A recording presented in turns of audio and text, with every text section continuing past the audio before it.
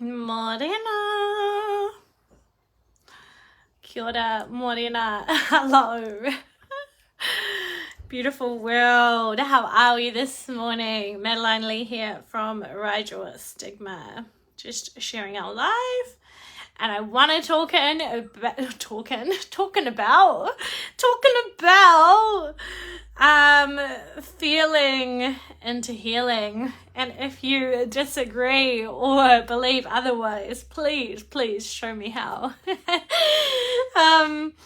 I ran day 3 of my beautiful Be Your Own Magic free 4-day course this morning, and we stepped all into emotions and emotional expression, getting creative with our emotions and how we express them out into the world. And it kind of triggered me in a good way, that I wanted to come on and do a live and share about it, really, because I think it's really, really important. And I feel like, still trying to share it to my story, hang on, that we need to remind ourselves sometimes that it's not bad to be feeling our feelings, that all our feelings need to be felt. Okay, we're done with that sharing, not this sharing. Okay, so what did we name it today, guys? We named it Feeling into Healing.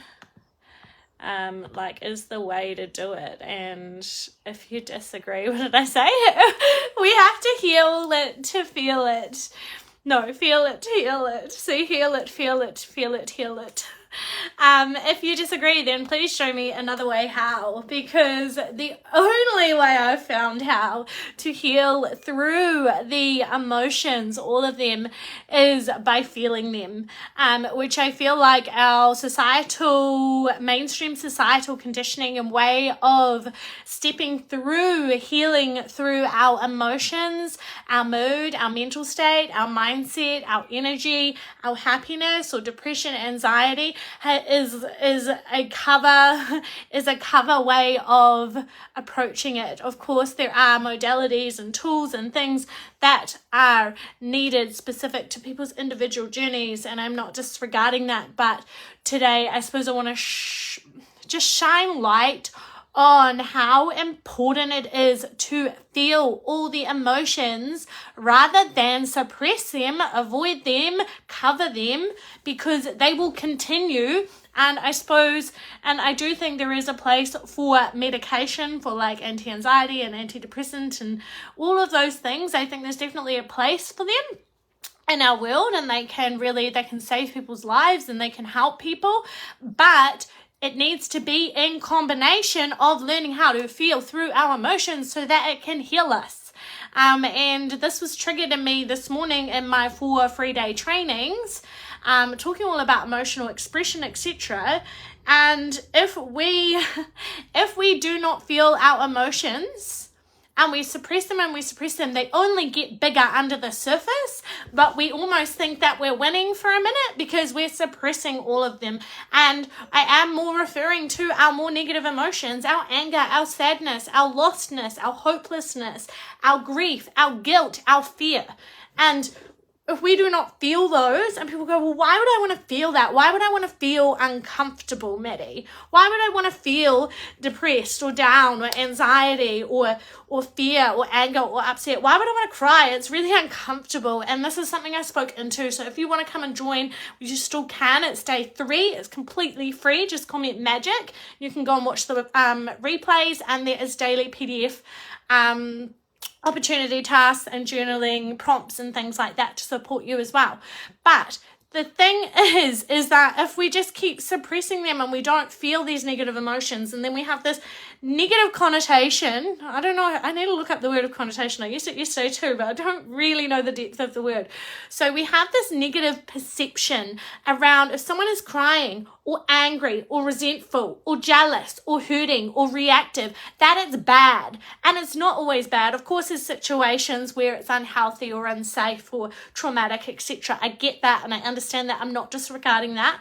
But what I'm saying is that when these emotions arise, it's like our societal conditioning, it's the cliche, like talk about mental health, it's the talk about like the anger and the crying, like don't crying means something bad. Crying does not. It's like we've been conditioned so heartily, we've been conditioned so hard to associate crying with being bad, like bad, negative, something shit's happened. Like, of course, sometimes, yeah, there is shit times and things, but at the same time, when we cry, for example, there's a couple of people in my life, when I cry, they're just so stressed and they don't even know why I'm crying, and they take it as like it's conditioned. They automatically slip into something's wrong with her. I gotta fix it. What's going on? And I suppose this is something else I wanted to talk into about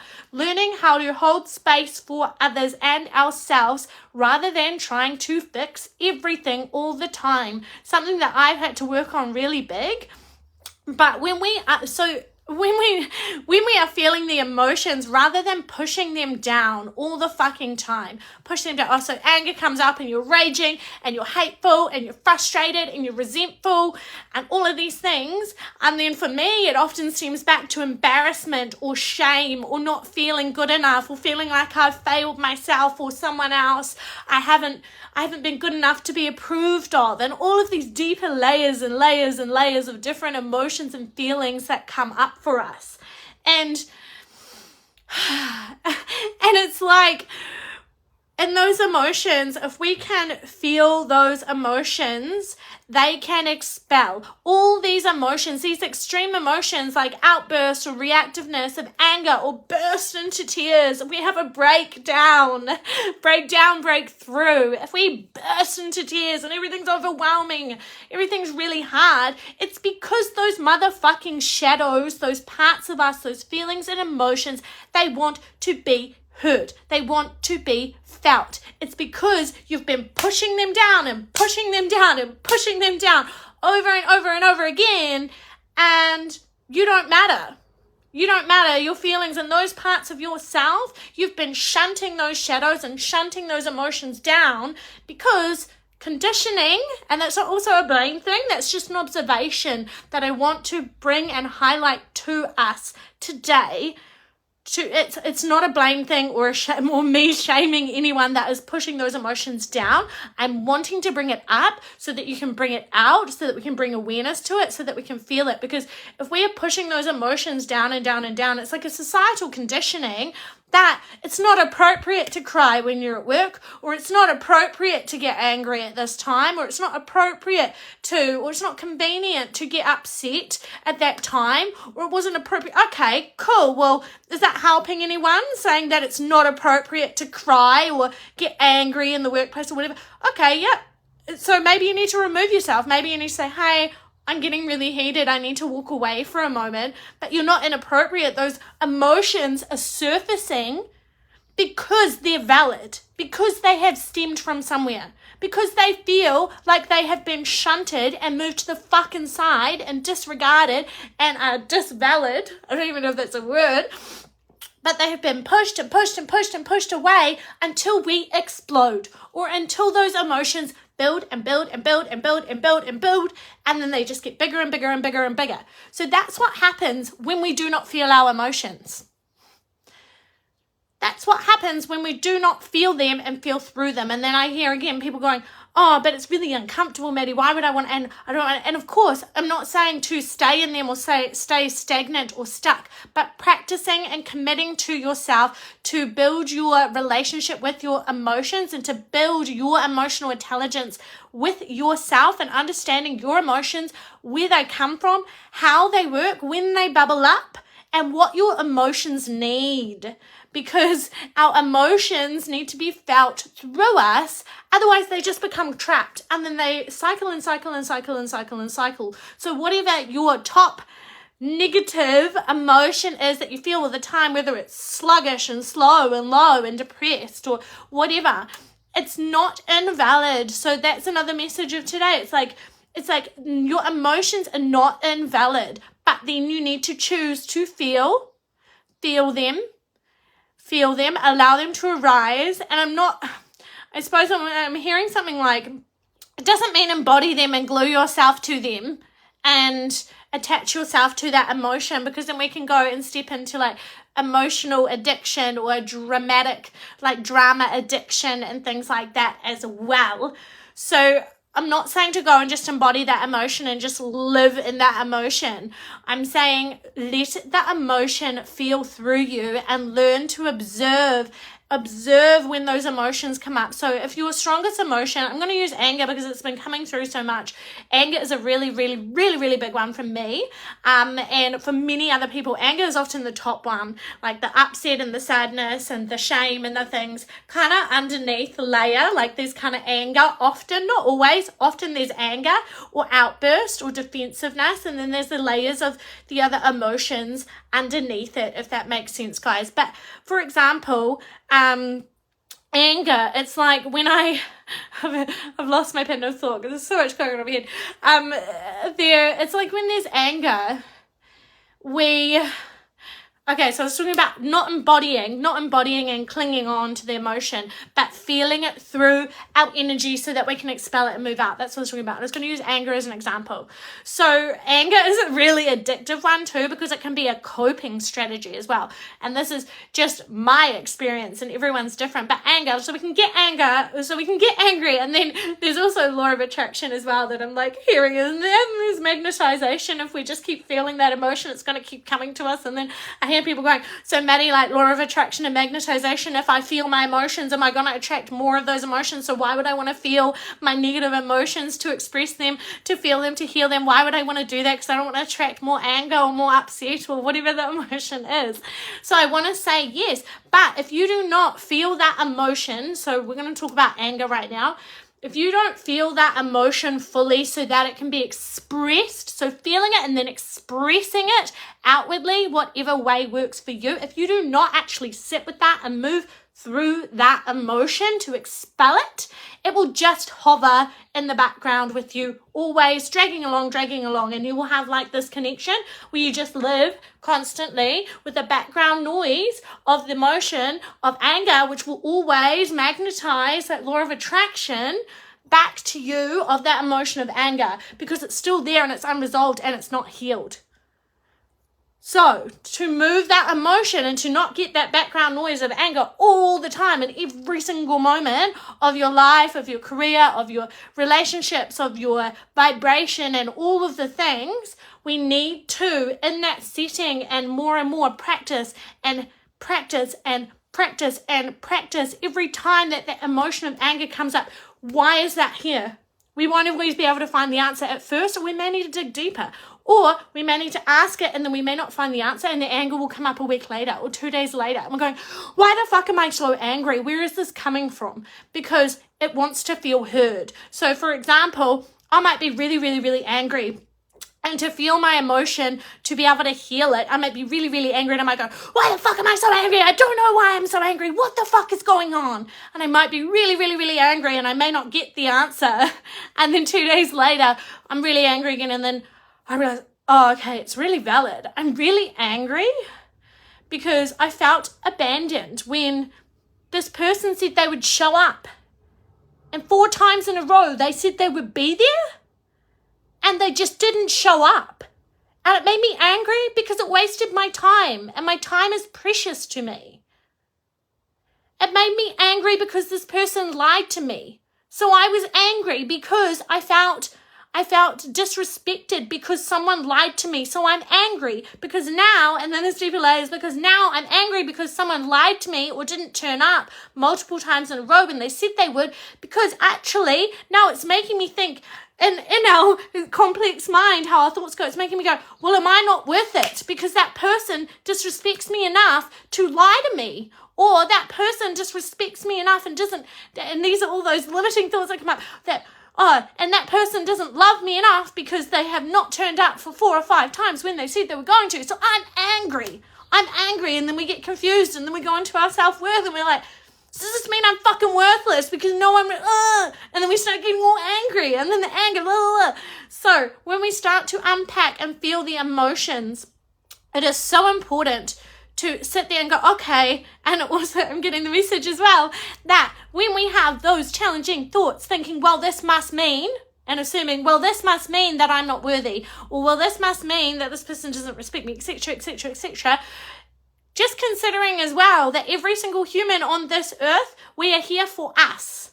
We are here for ourselves. Yes, as a collective, as a community, to serve, to heal, to support, to guide, to have a life purpose. But number one is we as humans naturally, automatically, we think about ourselves first. Even if you're a people pleaser. Even if you're a people pleaser, there's some wrapped around way or intertwined way that you will still think of yourself in some way, because even when we're a people pleaser, we may think that we think about others first, but we think about others because we care about others, and then there can also be other wounds like we'll care about the other person because it makes us feel more worthy, makes us feel needed, makes us feel wanted, makes us feel special, makes us feel emotions of love because we're caring for another or we're people pleasing for another.